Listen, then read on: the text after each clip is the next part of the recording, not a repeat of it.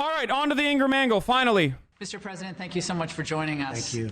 On Friday, Ted Wheeler, the mayor of Portland, sent a letter to you saying, basically, we don't want your help. You make matters worse. Saturday, one of your supporters is murdered in Portland. Look how horny she is. Like Dude, look at her face. Oh my gosh, she's so horny to talk about how a Trump supporter got murdered. Oh, this already started. Oh, Jesus Christ. a suspected Antifa individual. And then on Sunday, Wheeler comes out and Biden and essentially tries to blame shift to you for the violence there. Your reaction? Well, these are terrible and very incompetent people. Portland's been burning for many years. For decades it's been burning, but now it's gotten to a point they don't want to do. I watched the mayor try and get in with these people, and he went to a protest, and he went in there. They almost killed him. If he didn't have security with him, he had 5 security guards, he would have been dead, just like they would have done to Rand Paul. That's so insane. Okay, balls to the wall, folks. He would have been dead. Ted Wheeler's a cop, by the way. Chief of police, by the way. Not just like the mayor of Portland. And literally a cop himself, okay? Just want to remind that. Just want to remind that the Portland police force has been exceptionally brutal to the people of Portland for a very long time. Just want to remind people that the Portland Police Department has literally worked alongside those white supremacist militias in the past openly, okay? Openly. So Donald Trump talking about Ted Wheeler as though he's like this peaceful dove who just wants to fix everything in Portland, or he's like a Justin Trudeau type clueless hack liberal is hilarious. Or sorry, he's not the chief of police. He's the police commissioner. My bad. Apologies. Now, we sent in Homeland Security. The reason we sent them in was to protect our courthouse. We have a $300 million courthouse, and they wanted to blow up our courthouse or burn it down. Wrong. 45 days of protests were staged. The police oftentimes escalated those protests, and those protests turned into violent confrontations. Of course, this notion that they were there exclusively to blow up a federal courthouse is psychotic. It's not true. It never happened, and it didn't happen after the federal agents left. Why did the protests only escalate to the point of violent confrontation that it escalated to and grew in size only in the process where federal agents were there? Protests have been ongoing, but the reason why they sent over the federal shock troopers was literally, according to Chad Wolf, because of violent graffiti. They used violent graffiti as a justification. They said violent graffiti was the reason why they had to bring in Gestapo-style federal agents to kidnap people in unmarked vans and shit. That's America. And of course, predictably, the violence escalated when they got there, and the violence decreased when they left. These are not lifeless husks or zombies attacking courthouses for no reason. If that was the case, courthouses would be attacked all around the country nonstop. So we talked about the first way to deal with it, which is Trump's way, law and order, and just trying to fucking squash it as best as you can with the monopoly that you hold as the state on violence. Or you meet their demands. You listen to what the protesters are saying. That is the only humanitarian and reasonable way to deal with this sort of conflict. But you won't hear that from Donald Trump, because agitating and increasing the pressure and then using the paramilitary forces that he has against American citizens is a method for him to cause chaos and add another factor in here and then hopefully win re-election in November. I've offered to send in the National Guard. I've offered to send in anybody they want. I could put that out in 45 minutes and it would stop. And I think the people of Portland and the people of Oregon, I know it's a liberal state, considered liberal, they're tired of it. They're tired of having... The people of Oregon are liberal only because of Portland and Eugene. The people of Oregon also have some very violent white supremacist militias. Oregon is literally a state so racist, and I've talked about this before as well. Oregon is so racist that they were anti-slavery, okay?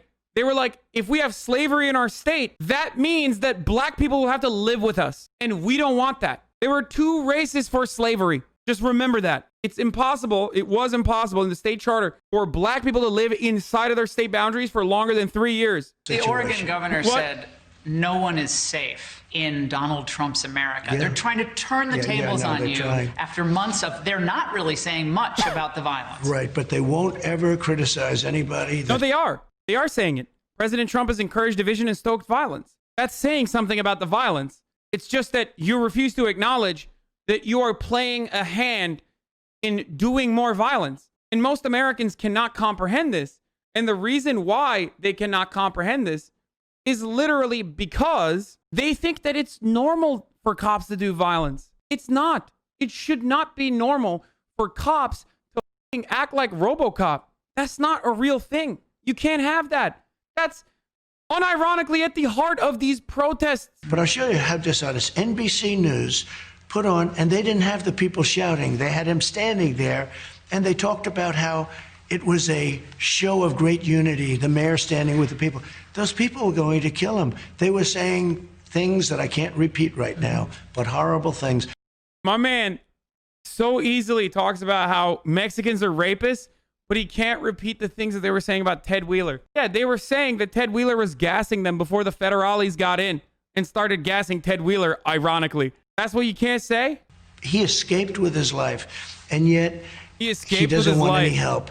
Bro, the hilarity is Ted Wheeler was more in harm because of the federal agents that gassed him than the protesters surrounding him. Like, the only harm caused to Ted Wheeler in that circumstance was literally his own BORTAC units tear gassing Ted Wheeler.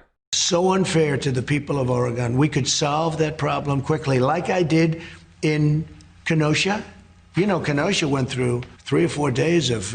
you wouldn't have a Kenosha right now.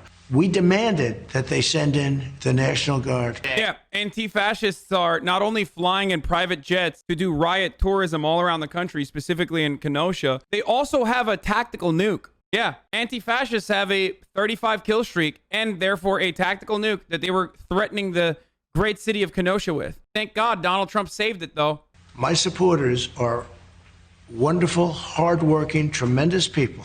And they turn on their television set and they look at a Portland or they look at a Kenosha before I got involved and stopped it. They're looking at all of this and they can't believe it.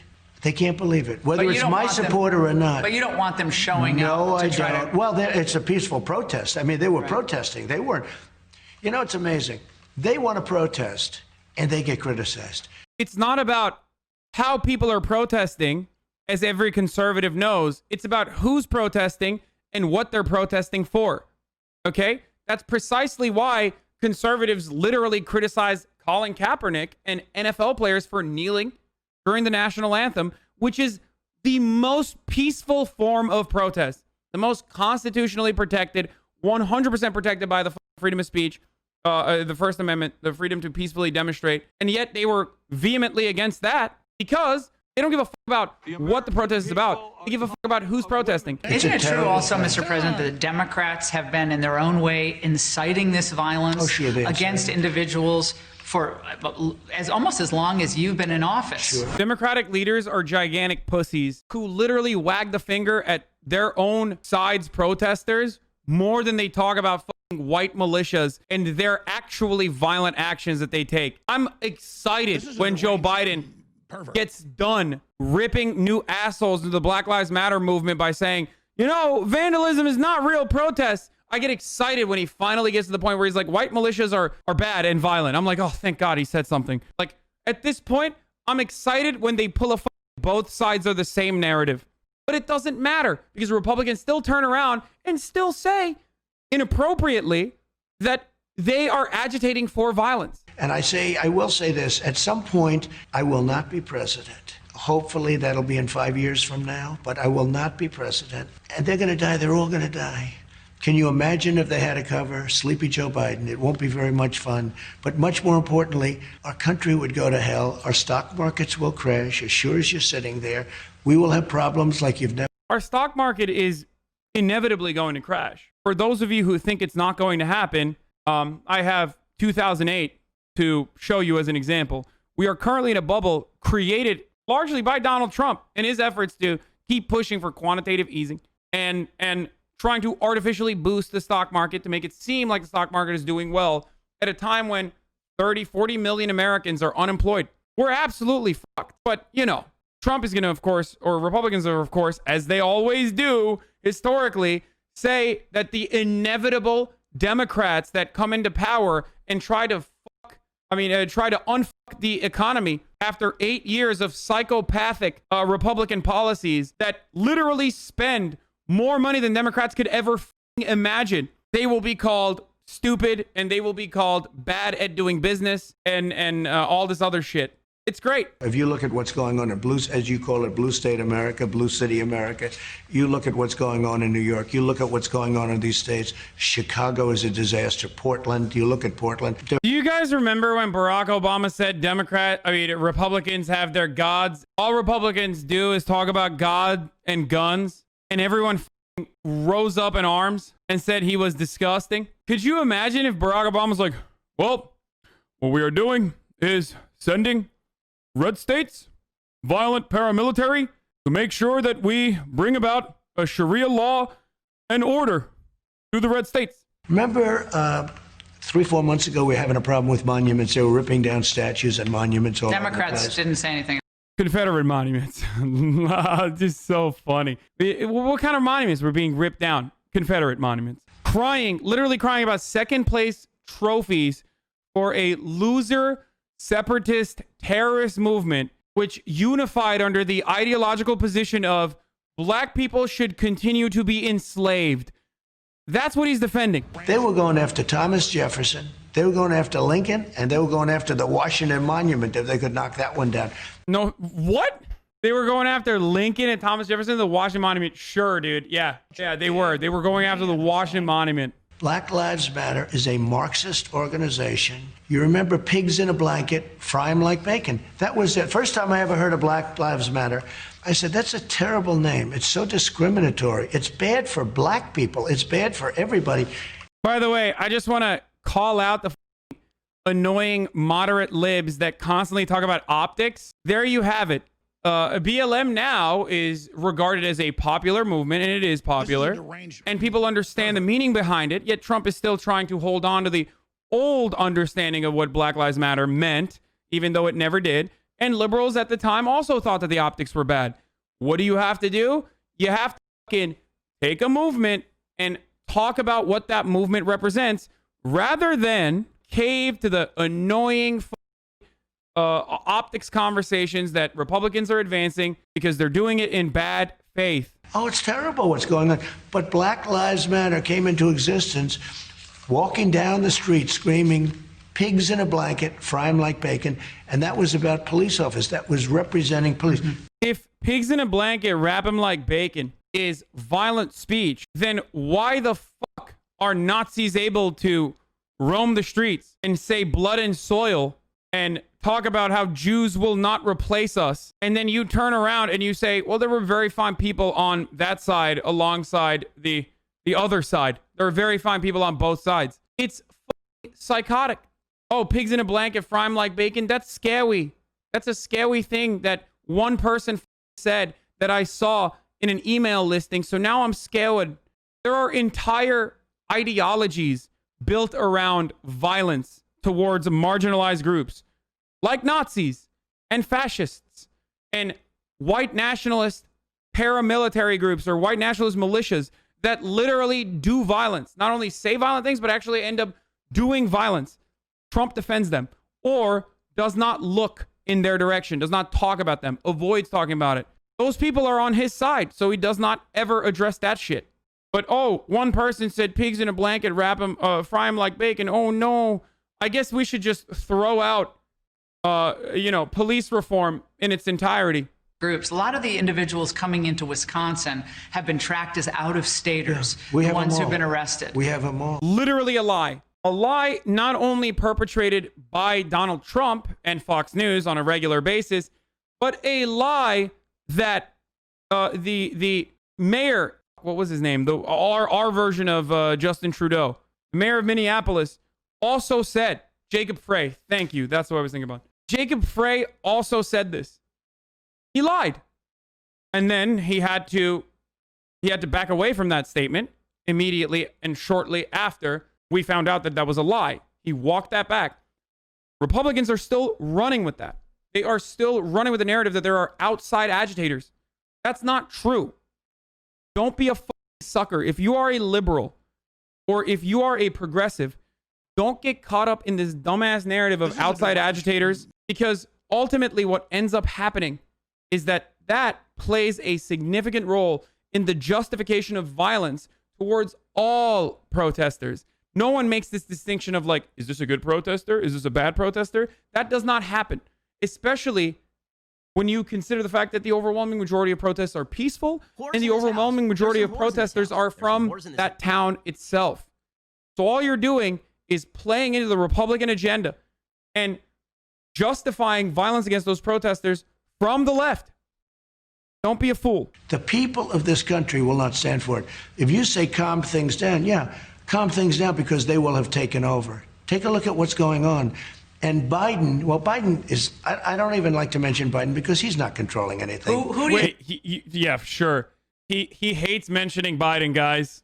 I think it's pulling Biden's strings. Is it former Obama people officials? That you've never heard of, people that are in the dark shadows, people that what does that mean? That sounds like conspiracy theory. Dark shadows. No, what is that? people that you haven't heard of. They're people that are on the streets. They're people that are...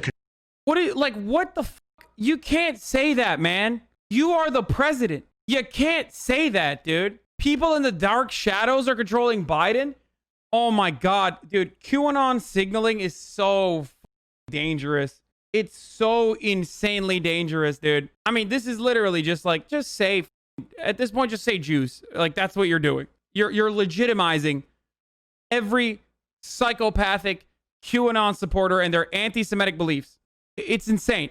Imagine Laura Ingraham calling you out. Can you just think for a second? Laura Ingraham had to check you. Like, this isn't Axios. This is not Chris Wallace. This isn't Axios with Jonathan Swan. This is Laura Ingraham. It's like one rung below Sean Hannity when it comes to polishing boots. Before we move on further with that insane thing, wait, hold on. Right to Bear Arms sent me a clip. Has done a good job of tracking this down. So the claim about the flight matches a viral Facebook post from June 1st that falsely claimed at least a dozen males got off the plane in Boise from Seattle dressed head to toe in black. The post, by an Emmett, Idaho man, warned residents to be ready for attacks downtown and the residential areas, and claimed that one passenger had a tattoo that said Antifa America on his thing, which is definitely a tattoo that someone has. And you can see the post actually below. We'll put it up. This is a crazy Facebook post that got shared about 4,000 times. I need to see the post. Maybe we can bring it up. Yeah, there you go. Wait, how the fuck does this have 4,000 shares but 94 comments? Something does not make sense on this. About 4,000 times. Is Russ Thor Wade the person everyone knows who was on the plane? I don't know. But apparently Donald Trump saw a... Yo, Facebook is so bad, dude. It is just like straight to radicalizing people. Oh my God. We had somebody get on a plane from a certain city this weekend. And in the plane, it was almost completely loaded with thugs wearing these dark uniforms, black uniforms with gear and this and that. They're on a plane. Where's I'll tell you sometime, but it's under investigation right now. But our president is a boomer, dude. Oh, the president of the United States of America is literally operating on Facebook meme posts. Oh, at least Joe Biden's handlers have the fucking wherewithal to keep him away from psychotic boomer posting on the main. Like, this is crazy. He doubled down on it apparently today. People gathering on a plane in here. Yeah, I could tell you that I could probably refer you to the person and they could do it. I'd like to ask that person if it was okay, but a person was on a plane, said that there were about 6 people like that person, more or less. And what happened is the entire plane filled up with the looters, the anarchists, the rioters, people that obviously were looking for trouble. And the person felt very uncomfortable on the plane. This would be a person you know, so I will see whether or not I can get that person. I'll let them know, and I'll see whether or not I can get that person to speak to you. But this was a first-hand... Like, this is... Okay, dude, I'm sorry, but how the fuck did we get to a point where the leader of the free world, or whatever the fuck that take is straight the fuck up boomer posting? Like, he saw a meme and he got scared shitless, dude. I hate this so much. I gotta sit down. This is so bad. Hey, look at Ferguson. Look what happened during that. You know, people forget. Look at all of those horrible race riots you had during Obama. Ferguson's just one that comes to mind, but you had them all the time. Look at all of what happened with Brown and this one and that one. Look at all of the problems you had under Obama. It was a disaster. It was actually worse than anything. This is a much different situation. See, now, this is the unironic George Orwellian take, which is, don't even believe what you are seeing with your own eyes. Like, were there terrible protests, or sorry, were there protests that were mishandled and violently squashed under Obama? Of course. Were they as bad, or were people as agitated as they are under Donald Trump? Of course not. That's insane, dude. You're asking people to look at the reality right now that they are in, that they're existing in, and to just forget about it. But for women, more than anything else, they want security. They want safety. They have to have safety. They talk about the suburban woman. What I did recently, I ended the regulation that provided low-income housing that mandated low-income That was Obama's housing. rule. That was the Obama rule. It was a disaster. Do you think the suburbs are in danger if Biden is elected? yeah, We already because- know the cities are in okay, danger, but so- are the Yeah, that. There is no other way to look at this than exactly what they're just saying, okay? Protect the suburbs no matter what. Wield your weapons. Arm yourselves against the dangerous black radical Marxists coming into your suburbs. We will make sure that the suburbs are still segregated. That's it. That's exactly what that is. Imagine thinking low-income housing is dangerous. You know what's actually dangerous? When you leave hundreds of thousands of people to fend for themselves on the streets. What's not dangerous is housing them. What's not dangerous is finding them opportunities for employment. What's not dangerous is making sure that people don't get priced out of their own housing market that they've lived in, that have existed in for decades. They were trying to destroy the suburban, beautiful place, the American dream, really.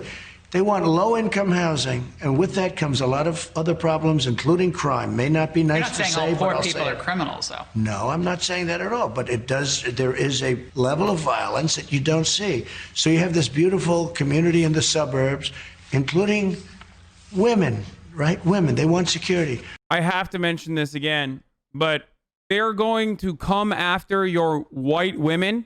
Your beautiful white women is a sentiment as old as time itself. This is at the heart, literally at the heart of white supremacist rhetoric. They're coming after your suburbs. They're coming after your women. Literally just the oldest fascist propaganda. Unfortunately, the African American, the black community has been so used to going and oppressing a Democrat lever.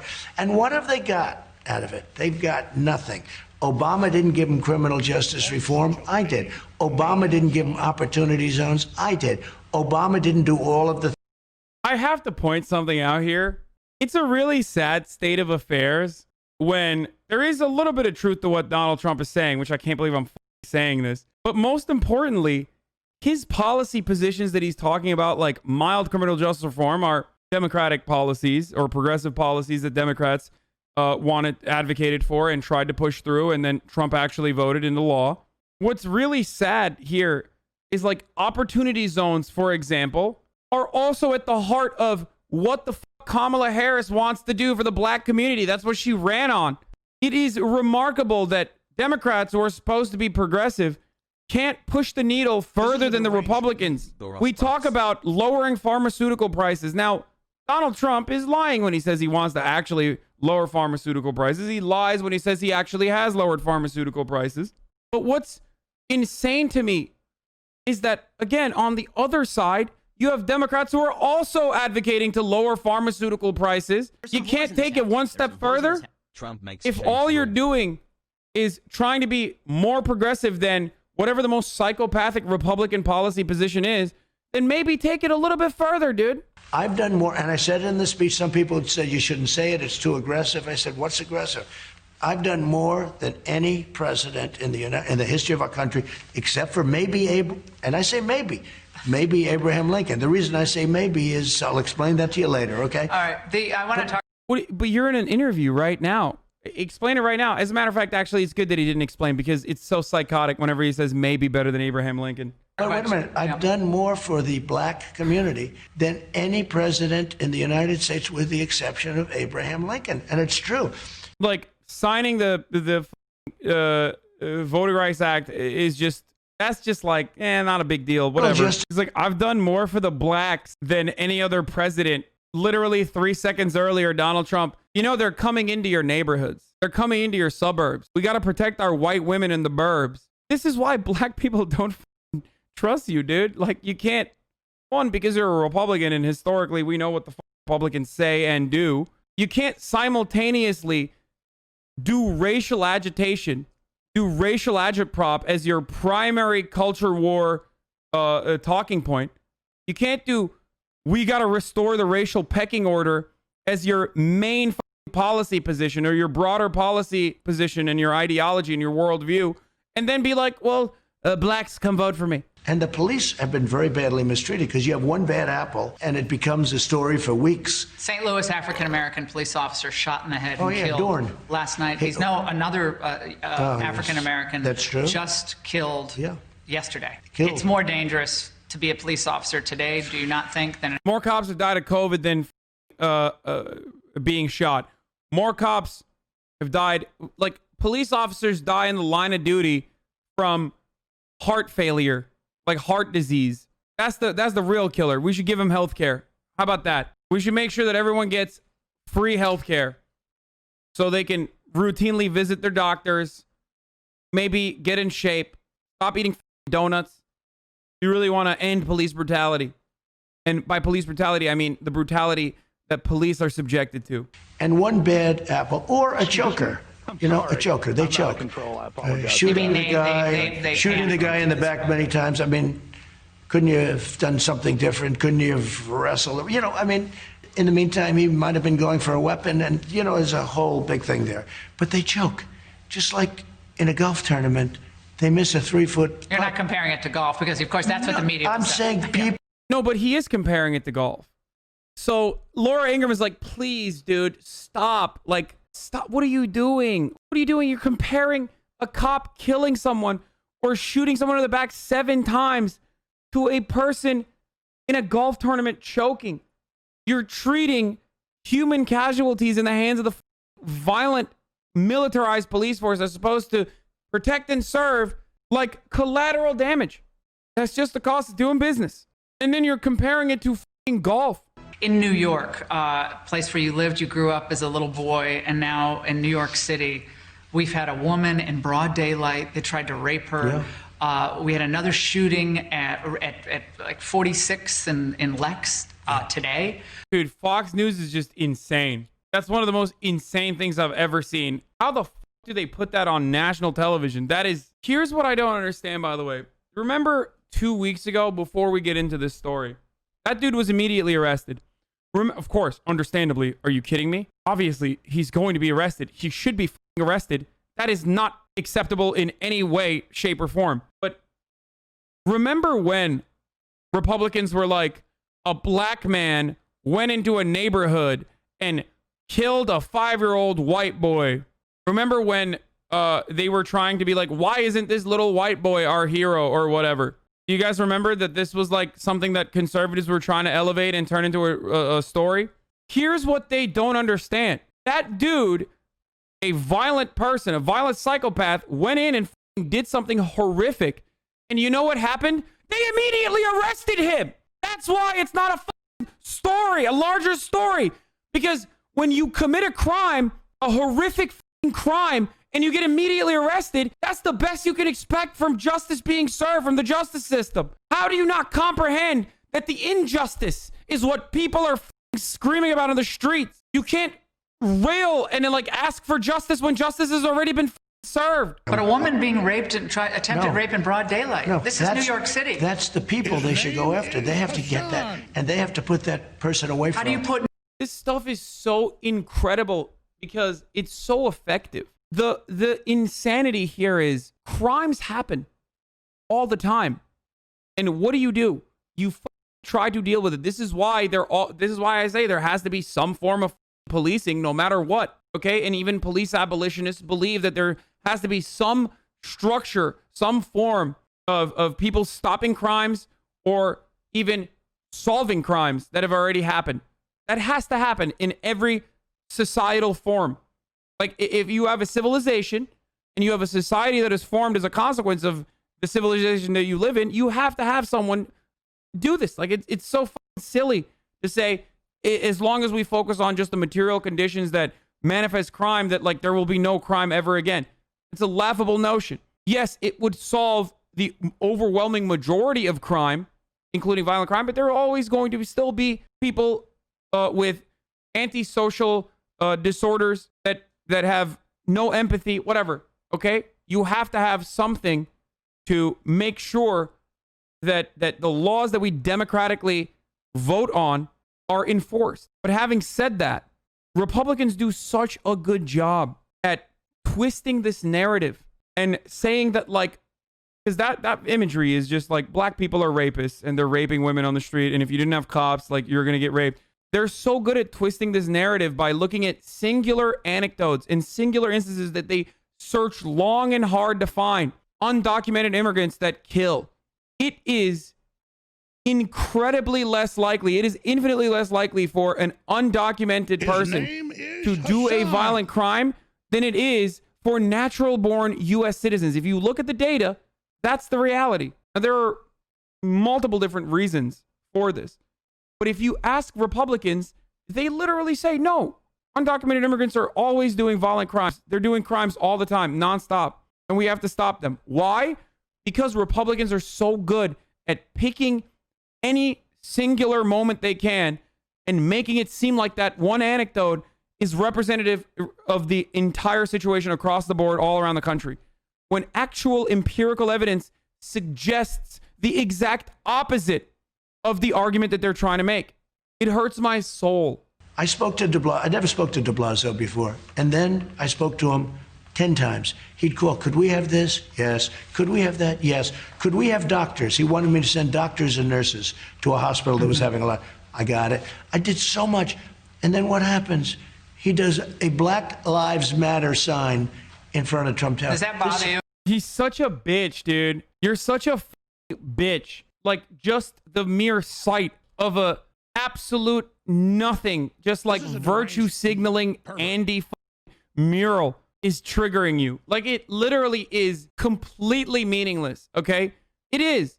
Just like we saw Muriel Bowser put that Black Lives Matter mural in D.C. on that D.C. street, and then 2 weeks later, the same cops are just clapping BLM protesters on that very same Black Lives Matter plaza.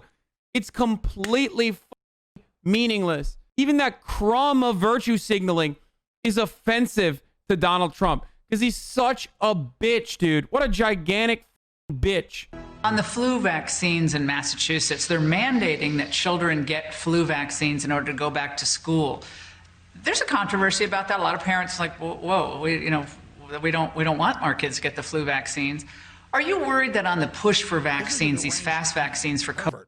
Okay, this is actually incredibly important for me because the point I wanted to make about vaccinations for Donald Trump is that this is probably one of the best examples of Donald Trump not believing in anything personally except for victory. Donald Trump, before he ran for president, said a bunch of stuff that anti-vaxxers say about how we rush vaccination development and it may or may not cause autism. We don't know. I think we're giving people too many vaccines, shit like that. And now, as push has come to shove, he's literally turning around and trying to accelerate and fast track a vaccination process and put it out there under Operation Warp Speed, something that literally should not ever be warp speed, by the way, vaccination development, just with the hopes that he could maybe get reelected. It is perhaps the greatest example of him having absolutely zero convictions and zero opinions outside of what will get him elected or reelected. So I think we're going to have a lot of therapeutics and we're going to have a vaccine very soon. As to whether or not people take it, Well, 35% say they're not going to take the COVID vaccine. They don't want it. So it shouldn't be But mandatory. if you then, add 35 to the people that have had, Dude, that's so up. That's like nearly illegal levels of fucked up to just like openly talk about this on a broadcast that people unfortunately, millions, hundreds of millions of people unfortunately consider to be legitimate, as though it's like a actual position, is insane. Like, he's like, whoa, a lot of people don't want to take the vaccines. Like, I hate this. I hate this so much. This is so bad. The other really horrifying part of this is that if everyone's going to take a vaccine, you best make sure that that thing is tested, okay? That the appropriate amount of testing has been done on it. And Trump is trying to accelerate that process, which is definitely something that you don't want to do. Will you get a stimulus or not? well, we should have. We'd like to get it for the people because it wasn't their fault, but she doesn't want to give it because that will make the economy a little bit better, and that would be a terrible thing. True. Yeah, it's actually not the Republicans who are purposely pushing gridlock in the efforts to give people some more money. It's the Democrats. Like, what planet are we on, dude? How much legislation has to pass through the House that gets stopped on Mitch McConnell's desk for people to be like, oh, maybe it's the Republicans that are stopping these efforts? Who the believes this? At least back in the day, Republicans were more honest with their fuck the poor mentality, where they were like, yeah, we're not going to give poor people money. What are you, crazy? That's a moral hazard. At least they used to say that. It's a moral hazard if we give the poor money. You see, then they'll keep opening their hands for more and more. But now they're like, oh, it's the radical Marxist Democrats who don't want to engage in Keynesian economics. That's what's going on, even though they are constantly trying to push through any measure they can. And the Republicans won't do it because they're like, they'll literally die if they ever pass a measure. If they ever pass a stimulus bill that doesn't give 60% of the money directly to corporations, like, they'll die.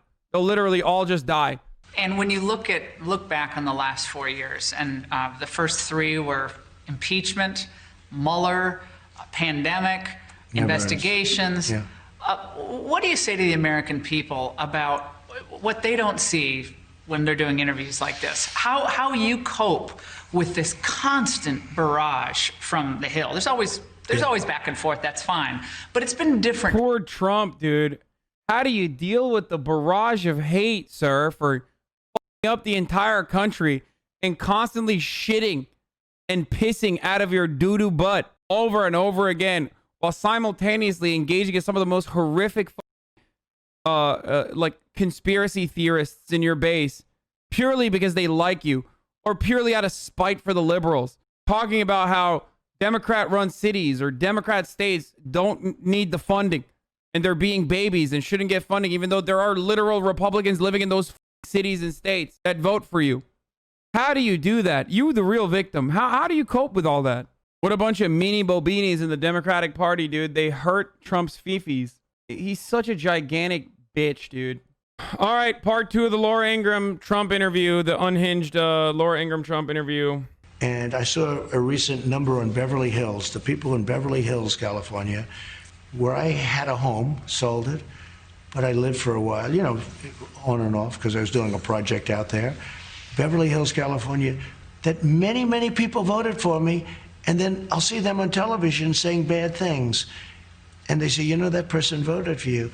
A large percentage of people voted for me. But they're afraid to say so. Yeah, but they don't want to lose their wealth. Except, like, Beverly Hills, California in Los Angeles is like one of the worst groups of individuals that Republicans routinely shit on. That is at the heart of the bi-coastal elite. As a matter of fact, it's so bi-coastal elite that messaging is so powerful that they literally avoid talking about all the black, brown, and white people that are poor and working class living in the state of California and only laser focus on those bi-coastal elitists. And no wonder those bi-coastal elitists are voting for Donald Trump, because they're rich. So you can't simultaneously say liberal culture in Hollywood and the elites, they hate me, and then brag about how the elites are still voting for you secretly while talking about how much they hate you. Do you think you can win the popular vote? the popular vote. People say it's important for you to win it, not because you wouldn't be president, but because it sends a message to the country, and that itself calms down. So conservatives or Republicans. I'm not going to lie. It's very likely that Trump wins the election. It is insanely unlikely that he wins the popular vote. While it's very likely that he wins the election, I just don't think that there is any shot that he wins the popular vote. I think I could win. I think I did win the popular vote in a true sense. I think there was tremendous cheating in California. I think I won the popular vote. Dude, 4 years in. Okay, dude, nothing. And I mean nothing. Does a better job in regards to get out the vote initiatives than Donald Trump himself. It's fucking insane. He's delusional. I can't believe he just keeps saying that.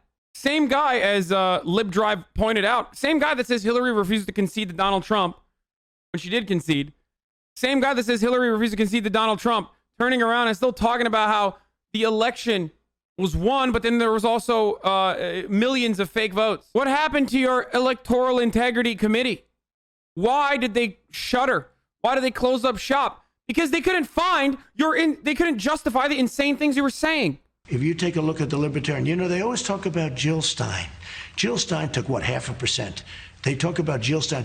Well, I have a Libertarian. I'm somewhat Libertarian. I have to be honest with you. Rand Paul will tell you that. It's incredibly Libertarian to run on a border wall and a police state. Rand Paul himself is not a real Libertarian either. Rand Paul literally asked yesterday on Fox News to arrest people that scared him on a whim. On his personal feelings. He was like, the police need to start arresting people wearing black clothes because I'm scared. They're flying in from different countries or different areas of the country and I'm scared. Maybe you're libertarian on, like, I don't know, age of consent laws or something, but on nothing else. I guess the modern Libertarian Party, the right-wing Libertarian Party, is basically just that. Endlessly pontificating on the age of consent laws and the arbitrary nature of age of consent laws. And maybe even not wanting to wear seatbelts while they're driving their cars. But when it comes to a violent, heavily militarized police state, they're on board. When it comes to endless warfare overseas that, sucks up all the wealth from our coffers and is basically a wealth redistribution program back to the military-industrial complex. Oh, that's fine. That's just the economy, baby. When it comes to, again, building a fucking border wall to stop freedom of travel, which is at the heart of libertarianism. Totally on board. What the f? You can't just say you're a libertarian and then act like this. You're sending out 80 million ballots unsolicited. Then you have solicited ballot. That's an absentee ballot. It's the biggest problem. You look at New York, Carolyn Maloney, they gave her a victory. They don't even know where the ballots are. You look at, you take a look at what's happening in New Jersey. You take a look at what's happened in Virginia. You take a look at what's happening all over. These are small little races. This is my favorite part of Donald Trump, where he uses examples oftentimes of like actual election integrity and election security protocols working to say elections are rampant with corruption. It's like, why are you using successful cases where election integrity was compromised, caught, and people were punished for it, but then you turn around and use that as an example of like why our elections are insecure? It's so fucking weird. And even then, it's like 10 votes, 14 votes, 17 votes. It's so weird. Why did you ask for a drug test before the debate? What prompted that with you and Joe Biden? Because I watched Biden in the previous debates, and he was horrible. And I watched him in the Bernie debate, and he was normal. He wasn't Winston Churchill, but he was normal. It was sort of like an even deal. He got by it. And I said, that was a different guy. I low-key, like, if I was a Republican, I'd love this take. It's great. He's falsely, without any sort of evidence whatsoever, accusing Joe Biden of taking performance-enhancing drugs. But, like, it's such a everyday commoner take. It also is based out of the fear that Trump now has, because Joe Biden was capable of crafting coherent sentences for the first time ever after a long time of not being able to on camera. It's also funny because people accuse Trump of doing the exact same thing. It's just great. It's a great line. Why is football so important, especially for the Big Ten? All these moms, players want them to play, and then they're not able to play. Are they safer playing than not? It shows you the lie of the Democrats. I'm the one that says play football. I said they're young, strong people. They're not going to have a problem with COVID. Yeah. Yeah. Only Trump wants football. Or the China virus or whatever you want to call it. I'm the one, and they didn't like my narrative, so they just made up a narrative. Because if you look, Michigan is closed. All of these states that are closed, North Carolina is closed. These states that are closed are run by Democrats. And the reason they're closed is because we have an election on November 3rd. And they don't want the opening of the states, and they don't want the income. They want to keep it nice and closed. There's a lot of death, depression, drug addiction. On the other side, when you keep it closed, I think you're losing more people than, it's terrible what you're doing to people than when. He's trying to say that deaths as a consequence of lockdown from diseases of despair are higher than coronavirus casualties if we completely kept it open, which is completely false. It's true that there are like depression amongst our younger population is skyrocketing.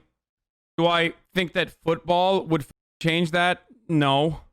But the absolute falsehood that he is perpetuating here is this notion that COVID deaths would not be more significant than the amount of people that are like killing themselves because there's no football. That's a psychotic take. Like even with the current number of people that have died from COVID-19 versus died from like depression or suicide or suicidal ideations, like even now with a lockdown enforced economy, that's still not true.